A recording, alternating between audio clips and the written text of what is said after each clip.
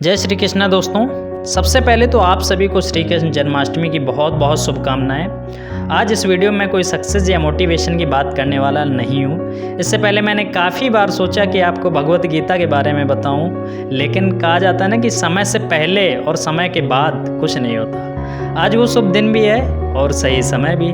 दोस्तों, आप लोगों ने गीता के बारे में कई बातें सुनी होंगी कि ये सिर्फ हिंदू ही पढ़ सकते हैं या ये धार्मिक बुक है, और ना जाने कितनी मनगढ़ंत धारणाएं सुनी होंगी, परंतु ऐसा कुछ भी नहीं है। इसलिए मैं चाहता हूं कि आपको वास्तविकता से परिचित कराऊं और श्रीमद् भगवत गीता के बारे में बताऊं। आज हर इंसान अपने फील्ड में सक्सेस चाहता है। लाइक एज अगर कोई पेड़ भी लगाता है तो उसकी इच्छा होती है कि उससे जल्द ही मीठे मीठे फल मिले, लेकिन उसकी जड़ें नहीं देखता कि वो कितनी सही हैं और कितनी खराब। अगर उसके रूट्स अच्छे होंगे तो फ्रूट्स तो अल्टीमेटली अच्छे आएंगे ही आएंगे। ये जो बुक है ना, ये हमारी मानसिकता और नज़रिया का बेसिक है। अगर ये सही हो गए तो वो लाइफ में सक्सेस दिला ही जाएगा।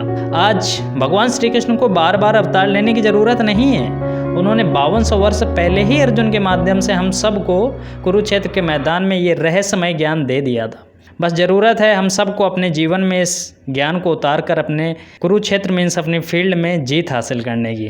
वैसे भगवत गीता के इतने महान ज्ञान को समझा पाना मेरे बस की बात नहीं, लेकिन फिर भी मैं अपनी छोटी सी बुद्धि द्वारा समझाने का प्रयास करता हूँ कि आखिर क्या है श्रीमद् भगवत गीता और इसे हमें क्यों पढ़ना चाहिए। तो ज़्यादा देर ना करते हुए चलिए वीडियो को शुरू करते हैं। भगवत गीता का नाम सुनते ही बहुत लोग सोचने लगते हैं कि ये तो संतों और महात्माओं के लिए है, या यूं कहें कि लोग सोचने लगते हैं अगर मैं भगवत गीता पढ़ूंगा तो स्वामी बन जाऊंगा, बाबा बन जाऊंगा, जो कि ऐसा बिल्कुल भी नहीं है। गीता तो वास्तव में संपूर्ण मानव जाति के लिए है, चाहे कोई गरीब हो या अमीर, गृहस्थ हो या स्टूडेंट, ना कि किसी विशेष धर्म या समुदाय के लिए। ये तो श्री भगवान द्वारा गाया गया वो गीत है जो मनुष्यों के उद्धार के लिए ही है। जैसे जब आप कोई नई चीज़ प्रयोग करते हो तो उसके बारे में जानकारी लेते हो या नहीं? आंसर है हाँ। उदाहरण के तौर पर अगर आप फसल की उपज यानी प्रोडक्शन बढ़ाने के लिए कोई नई दवा प्रयोग करते हो जिसके बारे में आपको खास जानकारी नहीं है, तो फसल को दवा का छिड़काव देने के लिए उसे कितनी मात्रा दें, कब छिड़काव दें, इसके लिए दवा के साथ आए पर्चे यानी मैनुअल को पढ़ते हैं जानकारी प्राप्त करने के लिए। इसी प्रकार दवाई के पर्चे यानी मैनुअल रूपी भगवत गीता भी है जो हमें सिखाती है लाइफ में क्या और कैसे करें, जीवन कैसे जिएं, जिससे फसल रूपी जीवन में उत्पादन यानी प्रोडक्शन रूपी आनंद, रिचनेस, हैप्पीनेस ज्यादा से ज्यादा आए। मेट्रोमैन ई श्रीधरन कहते हैं, मैं लाइफ में कभी भी कम से कम 45 मिनट्स के बिना गीता पढ़े कभी नहीं सोया। हमारे राष्ट्रपिता महात्मा गांधी जी कहते थे, जब तकलीफों से घिर जाता हूँ, अकेला महसूस करता हूँ, लक्ष्य दिखना बंद हो जाता है तो भगवत गीता पढ़ता हूँ, तुरंत सारी समस्याएं दूर हो जाती हैं। आप मोटिवेशनल स्पीकर और business coach doctor Vivek Bindra ji को तो जानते ही होंगे।